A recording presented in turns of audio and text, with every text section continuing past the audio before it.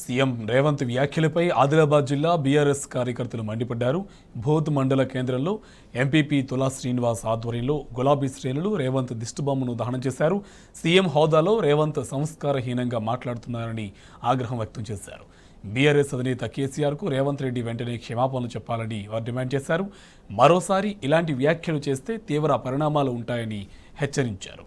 ఆదిలాబాద్ జిల్లా బీఆర్ఎస్ కార్యకర్తలు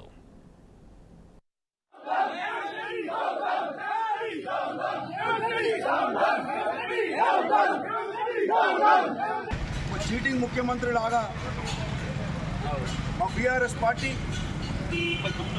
రాష్ట్ర అధ్యక్షులు మాజీ ముఖ్యమంత్రి గారు తెలంగాణ కొరకు ప్రాణ త్యాగానికైనా సిద్ధపడ్డటువంటి మన కేసీఆర్ గారిని ఇలా ఒక జాతిపిత లాంటి కేసీఆర్ గారిని ఇష్టానుసారంగా ఒక పెద్ద నాయకుడు వారిని ఇష్టం ఉన్నట్టు ఇష్టానుసారంగా బూతులు తిట్టినటువంటి రేవంత్ రెడ్డి గారిని కేసీఆర్ గారికి క్షమాపణ చెప్పాలి.